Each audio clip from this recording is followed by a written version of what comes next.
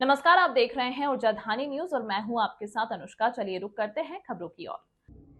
सिंगरौली जिले में सहकार ग्लोबल के नाम से कार्य कर रही रेता बालू कंपनी का कर्मचारी सत्यम शुक्ला पिता माधव शुक्ला जो सीधी जिले का बताया जा रहा है, उसकी लाश मिली है। बताया जा रहा है कि वह शौच के लिए नदी में गया था, वहां पर फिसलने की वजह से वह नदी में गिर गया। दूसरे दिन उसकी लाश मिली। जैसे ही माधव शुक्ला की कैनाल में लाश मिलने की सूचना विंध्यनगर थाना प्रभारी अर्चना द्विवेदी को मिली। उन्होंने होमगार्ड व एसडीआरएफ की टीम के साथ रेस्क्यू ऑपरेशन चलाकर बाहर निकाला।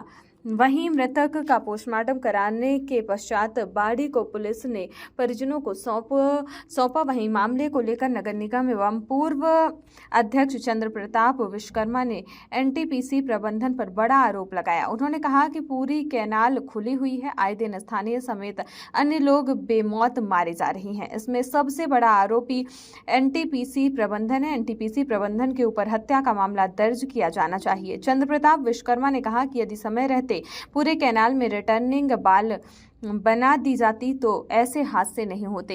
यही नहीं, चंद्र प्रताप विश्वकर्मा ने कहा कि पूरा जिला प्रशासन छोटे से लेकर टॉप बॉटम तक कर्मचारी उनके परिसर में रहता है, इसलिए एनटीपीसी प्रबंधन पर सख्त कार्रवाई नहीं होती। आए दिन ऐसे हादसे होते रहते हैं, आम लोग बेमौत मारे जा रहे हैं। इसके बाद भी जिला प्रशासन के कर्मचारियों के कान में जू तक नहीं रेंग रहा।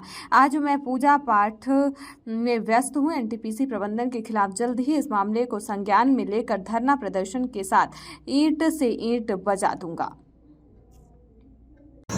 आज कैनाल नदी में एक बॉडी मिली है, क्या कुछ कहना चाहेंगे? एनटीपीसी कैनाल में महीने में 1-2 लोग उसमें डूब ही जाते हैं और हम लोग लगातार कई वर्षों से मांग कर रहे हैं कि एनटीपीसी वाले उस पर रिटर्निंग वाल, बाउंड्री वाल बना दें, लेकिन एनटीपीसी के कानों में जू नहीं हिट रहा। न एनटीपीसी के प्रशासन के लोग कुछ कार्रवाई कर रहे हैं। अभी पूरी पाइपलाइन डाले हुए हैं आप जमीन रेलवे के लिए, और उसमें अभी पाइपलाइन डाल रही है एनटीपीसी।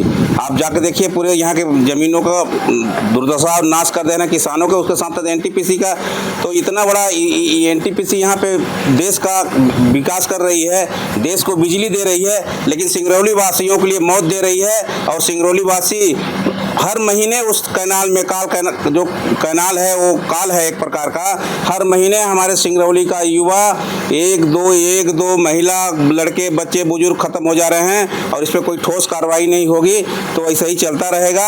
और एनटीपीसी का कोई मतलब नहीं है, वो अपने उनका पावर प्लांट चल रहा है, प्रोटेक्शन हो रहा है, और उनके अधिकारी और खासकर हमारे भी अधिकारी वहीं शरण लिए हुए हैं, तो इसलिए कोई बोलता नहीं है और जनप्रतिनिधि भी बोलते नहीं है। नहीं तो एनटीपीसी का बाप भी सुनेगा क्यों नहीं? एनटीपीसी को ये थोड़ी सा राज्य केंद्र सरकार थोड़ी कहा कि यहाँ के विस्थापितों को तुम मार डालो, यहाँ के विस्थापितों को राख में डस्ट में तुम मारते रहो। लेकिन यहाँ के लोगों का मनसा बन गई है कि हर महीने 15 दिन में कोई ना कोई मरेगा, हम लोग नेता लोग जाएंगे, हड़ताल करेंगे, 2-3 घंटे के बाद में मामला वही होकर ढाक का पात हो जाएगा। यहाँ कोई सुनवाई नहीं। सिंगरौली में सिर्फ मौत ही मिल रहा है, उधर कोयला का प्रदूषण, इधर राख का प्रदूषण। और एनटीपीसी तो बहुत बड़ी कंपनियां है, सेंट्रल गवर्नमेंट की संस्था है, लेकिन एनटीपीसी के यहाँ के अधिकारी जो है ना वो तानाशाही रवैये पे चल रहे हैं और इन पे बड़ा आंदोलन करना है। अभी बरसात चल रहा है, अभी सब किसान अपने काम में फंसे हैं, लेकिन यहाँ की जो राख जो किसानों की जमीन में भट रहा, चलिए आप लोग मैं दिखाऊंगा।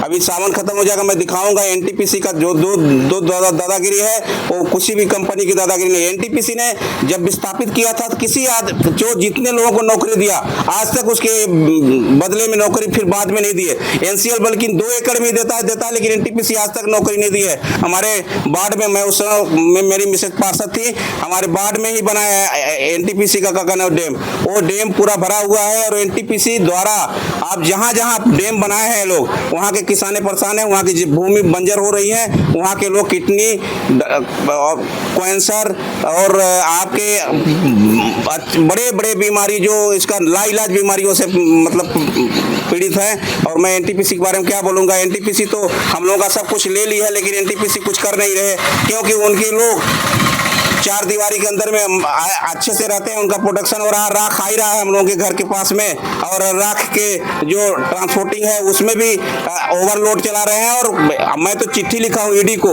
अभी कि, और उसका ट्रांसपोर्टिंग का जो मानक है, जो कलेक्टर साहब ने आदेश किया है कि आप बंद गाड़ी में राख का ट्रांसपोर्ट करेंगे, लेकिन बंद गाड़ी में, एक भी बंद गाड़ी में एनटीपीसी नहीं करे। सेमरा बाबा से जाकर देख लीजिएगा, ये एनटीपीसी का रवैया है। आज तो मैं पूजा पाठ में था और अब हमको पता चला देर में, नहीं तो मैं जाता, मैं बहुत बाडी उठने नहीं देते।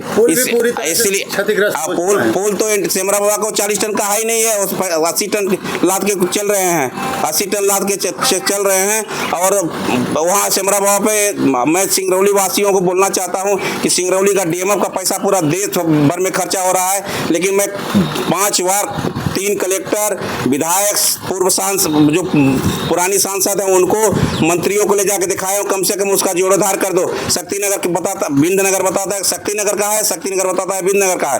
अब जहाँ की हजारों लोग सेमरा बाबा पे, हमारे हिंदू धर्म के आस्था का मतलब वहाँ पे बाबा बैठे हुए हैं, लेकिन एनटीपीसी भी जानती है कि सेमरा बाबा की हो सकती है कि तुमको अपना रास्ता बदलना पड़ा, लेकिन आज तक कोई किसी ने इसके ऊपर ठोस कार्रवाई नहीं की।